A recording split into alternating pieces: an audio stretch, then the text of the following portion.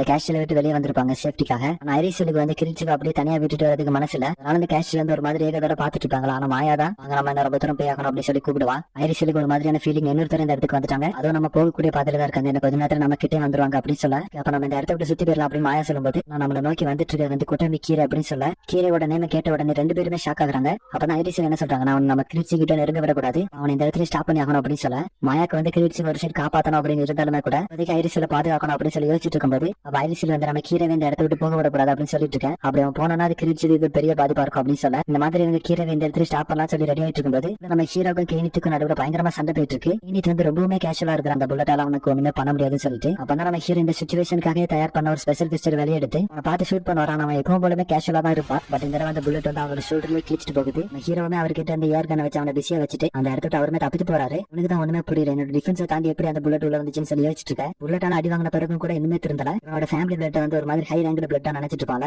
So அந்த low class blood காரன் எப்படி என்னோட ஹை கிளாஸ் பிளட் வந்து சிந்த வைக்கலாம் அப்படின்னு சொல்லி கோபமாயிட்டு இருப்பானா. நம்ம ஹீரோ அங்க இருந்து கொஞ்சம் தூரம் தள்ளி வந்த பிறகு நெக்ஸ்ட் டைம் இதே ட்ரிக் அவனால ஒர்க் ஆக போறது கிடையாது. அடுத்த தடவை அவனை மீட் பண்ணும்போது அவனோட ஃபுல் எனர்ஜி யூஸ் பண்ணி டிஃபென்ஸ் வந்து கண்டிப்பா அவன் எஃபெக்டிவா யூஸ் பண்ணுவான். ஆனா நானும் அவன் அப்படி பண்ணுவான் தான் எதிர்பார்த்துட்டு இருக்கேன் அப்படின்னு சொல்லி யோசிச்சுட்டு இருக்கேன். சீன் அங்க கட் பண்ண கீரை இருக்கிறான், அவன் அந்த காட்டுக்குள்ள தான் ஓடி வந்துட்டு இருப்பான். அப்படி வந்துட்டு இருக்கும்போது அவன் நோக்கி யாரை ஷூட் பண்ண மாதிரி இருக்கும். நெக்ஸ்ட் இன்னொரு சைடு புல்லட் ஷூட் பண்ற சவுண்ட் மட்டும் தான் கேட்கும். இவன் அந்த சைடு அவனோட நைஃப் தூக்கி வீசி அந்த சைடு இருந்து ஒரு புல்லட் கூட இது வரைக்கும் வந்திருக்காது. என்ன நானே கற்பனை படிக்கிட்டேன் அப்படின்னு சொல்லி யோசிச்சுட்டு இருக்கேன். இந்த தடவை வேற ஒரு சைடு இருந்து புல்லட் வர ஆரம்பிக்குது.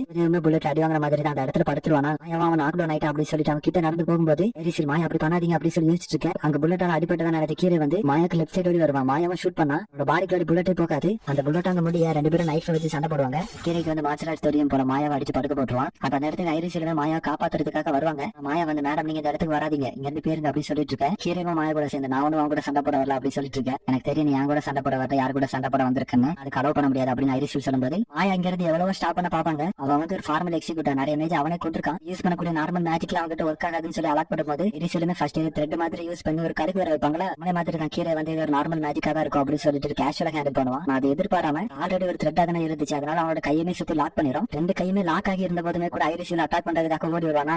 ஆனா கீரை அவங்களோட பவரை யூஸ் பண்ணி மரத்துல கட்டி வச்சிருவாங்க. மாயா இதுதான் நமக்கு நல்ல சான்ஸ், டப்புன்னு அவனை டிஃபீட் பண்ணி ஆகணும் அப்படின்னு சொல்லிட்டு இருக்கேன். கீரை வந்து அவனோட கை இருக்குல்ல ஏதோ பிரஷர் மாதிரி உருவாக்கி அந்த மரத்தை உடைக்க ஆரம்பிக்கிறான். அப்படியே அந்த மரத்தை ரெண்டு துண்டா உடைச்சது மட்டும் இல்லாம மாயாவை நோக்கி வருவானா. ஐரிஷல் அப்படியே அவங்களோட ஹோப்பே விட்டுட்டாங்க, இது மேல ஒண்ணுமே பண்ண முடியாதுன்னு சொல்லிட்டு மாயாவை நாக் டவுன் பண்ணது மட்டும் இல்லாம நெக்ஸ்ட் நீ தான் அப்படின்ற மாதிரி ஐரிஷலும் பாப்பானா. அந்த சீன் அங்க கட் பண்ணி சேபர் லான்சர் இவங்க ரெண்டு பேரும் சண்டை போட்டுட்டு இருக்காங்க. அந்த கிரௌண்ட தான் காமிக்கிறாங்க. இங்க இவங்க ரெண்டு பேரும் என்ன மாதிரி பிளான் பண்ணிட்டு இருக்காங்க. நான் இப்போதைக்கு லான்சரோட புக் இருக்குல்ல அவனோட கையில இருக்கிற வரைக்கும் எங்களால ஒண்ணுமே பண்ண முடியாது, இந்த மினியன்ஸ் எல்லாம் திரும்ப திரும்ப வந்துகிட்டு இருக்கும். அதனாலதான் இவங்க என்ன ஸ்ட்ராட்டஜி பிளான் பண்றதா இருக்காங்கன்னா சேபர் அவனை ரீச் பண்றதுக்கான பாத்தை கிளியர் பண்றதாவும் லான்சர் அந்த புக்கை டிஸ்டர்ப் பண்றதா பிளான் பண்ணிட்டு இருக்கேன். கேஷருமே உங்களை அவ்வளவு ஈஸியா என்கிட்ட வரவிட மாட்டேன்னு சொல்லிட்டு கிட்ட எல்லா மாஸ்டருமே இவங்களை நோக்கி அனுப்பி விடுறான். ஆனா சேபருமே அவனோட பவரை யூஸ் பண்ணி லான்சருக்கான பாத்தையுமே கிளியர் பண்ணி விடுவானா. அதை கரெக்டா யூஸ் பண்ண லான்சர் வந்து ஸ்ட்ரைட்டா முன்னாடி போக ஆரம்பிக்கிறான். வெறும் கதை முடிஞ்சுடா அப்படின்னு சொல்லிட்டு அந்த புக் அட்டாக் பண்ணும்போது கூட சேர்த்து மற்ற கிரியேட்டர்ஸும் சேர்ந்து அழிஞ்சிருமா. இங்க கேஷருமே இது இந்த மாதிரி நடந்துக்க கூடாது அப்படின்னு கத்திட்டு இருக்கேன். இதுதான் அவனோட முடிவு, சாகரத்துக்கு தயாராரு அப்படின்னு சேபர் சொல்ல. சீனுக்கு கட் பண்ணிட்டு கேஸ்டல் கூட பார்த்தோம்னா கேனித் வந்து நம்ம ஹீரோவை தேடுறேன் அப்படிங்கிற பேர்ல வர பாதை எல்லாத்தையுமே உடச்சு தள்ளிட்டு இருக்கான். எங்க கிரீட்ஸுக்கு போனோம் அப்படின்னு சொல்லி வெறி கொண்டு தேடிட்டு இருக்கும்போது இனித்துமே கிரீட்ஸ் எங்க இருக்கா அப்படிங்கறத கண்டுபிடிச்சிருவான். எங்கன்னு பார்த்தா அவனுக்கு பின்னாடி தான் இருப்பானா. அவனுமே நம்ம ஹீரோ பார்த்து நீ அமல யூஸ் பண்ணது டெக்னிக் மறுபடியும் அமல யூஸ் ஆகாது அப்படிங்கறது உனக்கு தெரியும் நினைக்கிறேன். கண்டிப்பா அது வந்து நீ யோசிச்சனால அந்த மாதிரி நடந்திருக்காது,